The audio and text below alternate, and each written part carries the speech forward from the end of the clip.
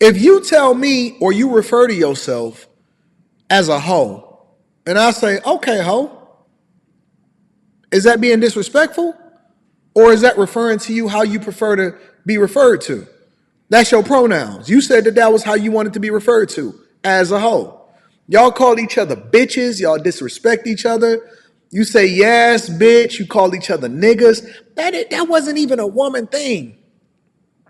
That wasn't even a woman thing. Like even the most hood chick, the tomboy chick, we still treated her with kid gloves. When we played basketball with her, we was still mindful of her. We wasn't trying to body her.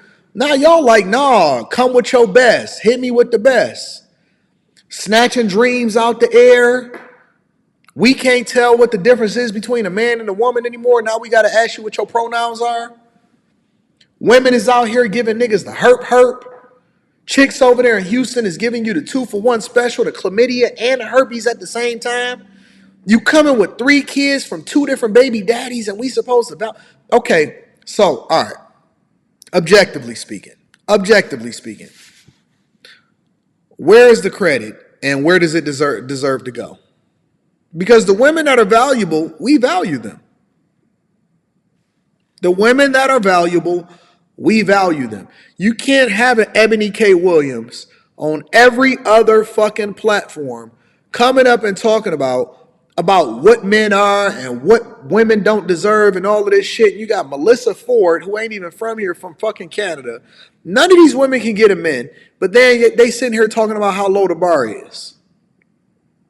Guess what you never see? Guess what you never see?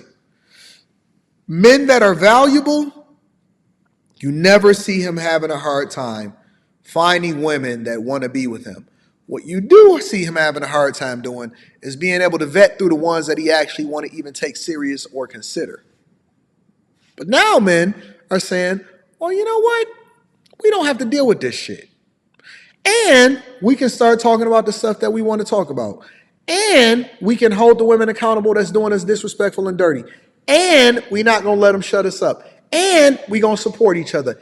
And I don't have to be a simp just because I'm in a marriage. And I can walk away from the woman that's toxic. And I can support my brother. And we are a band of brothers. And we can celebrate the women that are good. So now you can see some women that's in the chat right now. And they get the coaching calls. And some of them are married. And some of them are single and they didn't slut themselves out. And others of them are saying, you know what? I want to do things differently, or I want to bring myself to the front of the congregation. Or you'll see some of these women, I'll hold them accountable, and then they'll come back and they say, Anton, you know what? You're right. I need to do things differently. What is it that I need to do? I was very surprised for the first time in a long time where I was getting on the panel on last Monday and I was talking to baby girl. I forgot what her name was, but I was talking to baby girl. And obviously I disagreed with her position or disposition about what it is that she felt like she deserved, but we was able to have a conversation and I never raised my voice at her. I never went off on her. I was so surprised. And so as usual, I meet energy with energy. And even though I didn't agree with her lifestyle or her choices, she was still receptive. And it was hard for me to even feel bad. Like I couldn't. I still had to say what I had to say because the truth is the truth. And I just got to tell you the truth regardless. I would be doing you a disservice by not telling you the truth. But the reality is that I could not go off on this woman. I couldn't raise my voice. I couldn't disrespect her. I couldn't call her out her name. I had no desire to. I actually wanted the best for her. I wanted her to grow because you know why? Because she didn't have a fucking bad attitude. And you know, ironically enough, that's the thing that men ask you for the most. We not even sitting there saying that y'all got to be great. We can choose to go our own way. You can have your preferences. I can have my preferences. But the first thing that dudes say is drop the fucking attitude. And you know what they do when you say that? They get more belligerent. They get more belligerent. We first say, hey, listen, can you please drop the attitude and stop twisting your neck and snatching dreams out the air? Fuck you. And then if I say, well, bitch, fuck you too.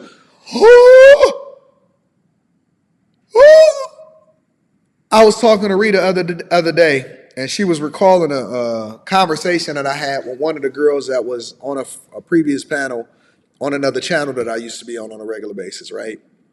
And she said, Anton, and this is Rita, because she's so passionate and sympathetic to most of these people. Anton, I can't believe that you called her a bully. That you said that her shoulders were broad. I said, what about what she fucking said to me? That don't count? Anton, you know what you're doing. You know that they can't hurt you. So that means that they can then disrespect me and call me out of my name. But then when I defend myself, it's different. So we still got two different double standards. We're still trained to look at women as the weaker vessel.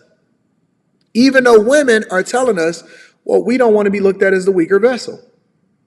And so y'all got to pick a side. That's really what it comes down to, objectively. When we having these conversations and we say, well, women should be looked at differently, but then women's behavior is warranting a different result, we got to start being objective. Because women that are lovely and obviously leading with their femininity, they don't get treated the same way as women that are belligerent and disrespectful and aggressive and masculine. And so y'all got to pick a side. Which side you want? Do you want to be on the side of women that lean into their femininity and is respected and loved and heralded and treated like mothers? Or do you want to be in the side of the women that's just, you for the streets, you don't care, it doesn't matter, you can do what you want to do and say what you want to say, and every man is supposed to bow down to it? Now guys are saying that they want to get their passports. And I know that the majority of them is influenced by other guys that got their passports. And they saying that they want to get their passports. And they say, listen, I ain't got to deal with this shit.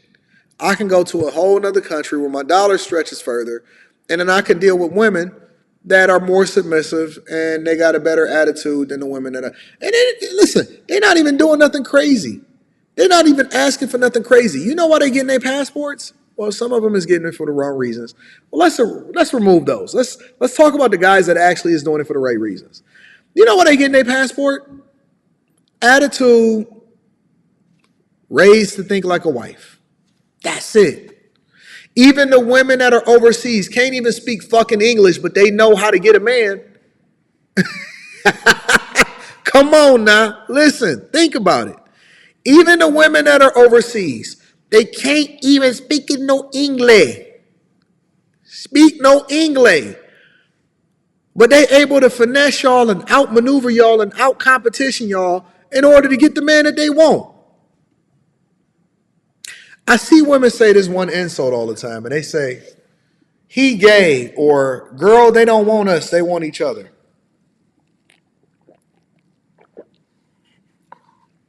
You know why I think that they say that? And this revelation just came to me.